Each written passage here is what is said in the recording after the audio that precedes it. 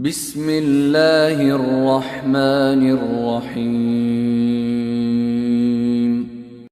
At one time or another, in both camps, they grew up in Christian, or at least nominally Christian households, but as adults they decided to convert to Islam. So, what prompted the switch?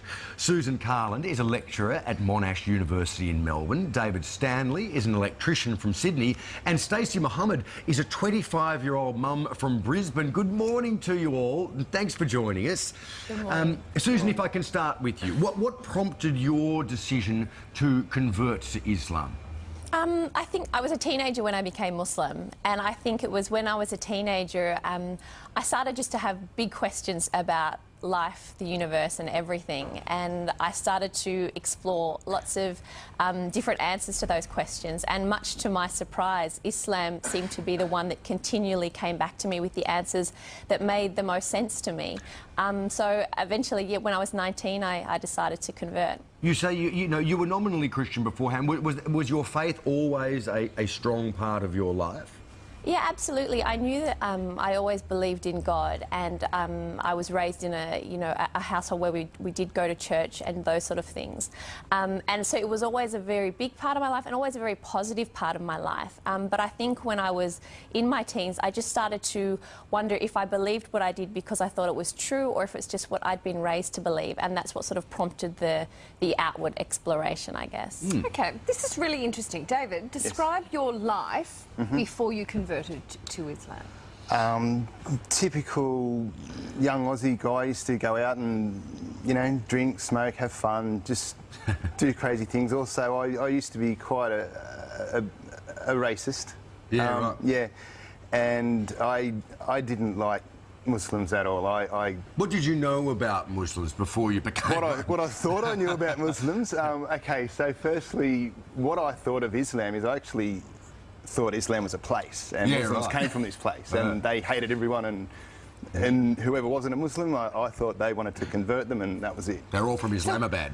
Yeah, pretty much. Yeah. What was the thing that made you go, this thing that I don't know anything about, Well, I now want to join up to? I very quickly, within the first minute of a conversation, I very quickly realised that my perception of Muslims and Islam was completely wrong. And straight away I started questioning myself and who I was and who I thought I was, and they were two completely different people. And so looking at you now, I mean, most people have a vision in their heads of what a Muslim man in Australia looks like, and it doesn't look like you. How has your life changed since you converted?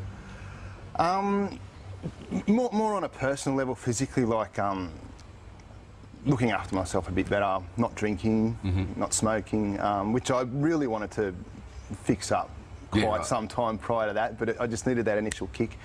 And just being a better person, not judging people the way I used to, and denied that I did. So, Stacey, you also had what many would describe as a typically Australian upbringing. Can you tell us about that, and also about how your family reacted, I suppose, when you told them you were planning on converting to Islam? Yeah, my family, they're very supportive. I grew up in a very small country town in northern New South Wales. I had a great upbringing. I had a loving family. I'd say I was probably agnostic.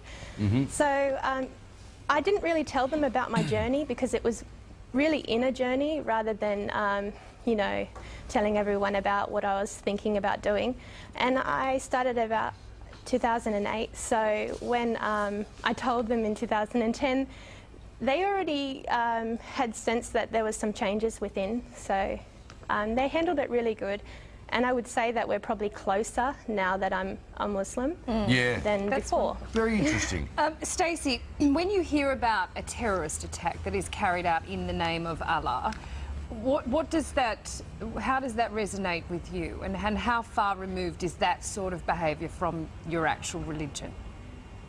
I feel sad because I would feel sad if any innocent person died overseas or here.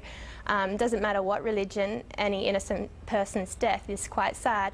But I also feel sad because my religion is misrepresented, and I know in myself what Islam is, but you can't really show that on a 30-second news clip every night. So it's quite complex. And I feel like quite sad because I'm going to be representing Islam and people are going to look at me like I'm linked to terrorism.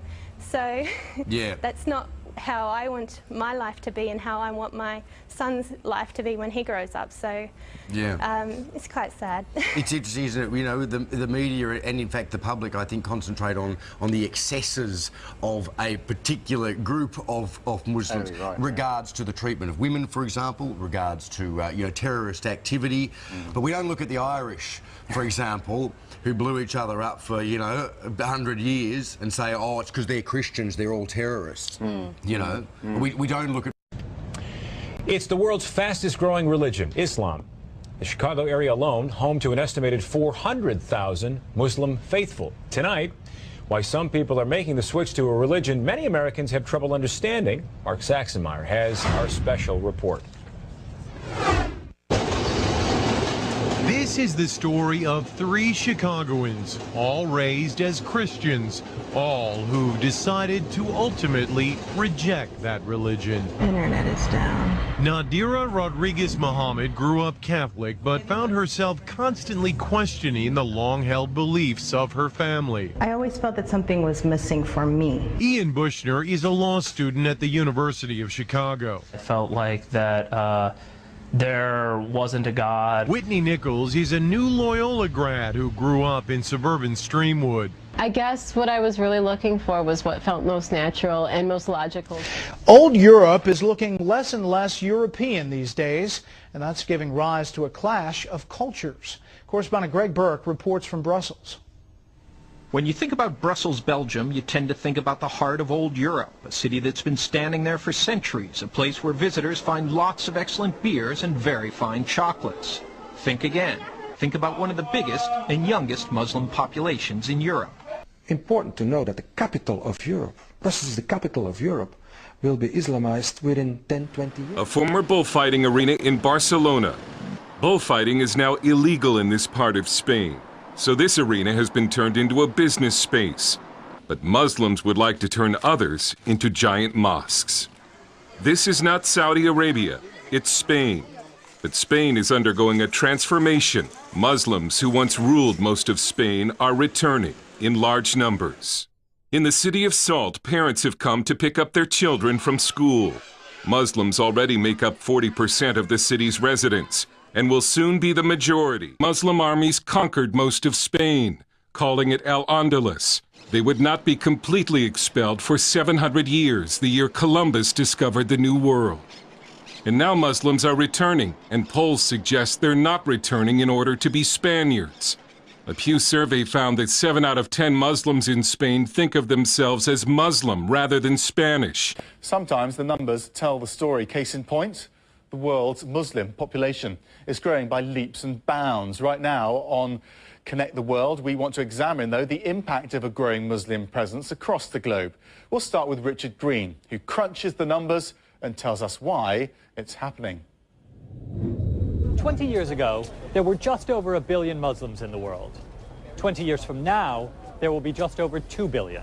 According to the Pew Forum on Religion and Public Life, the number of Muslims in the United States will more than double by 2030 to over 6 million. But even so, Muslim women around the world are simply having more children than non-Muslim women. And that's why the most popular name for baby boys born in England in 2009 was Mohammed. Richard Green, CNN, London.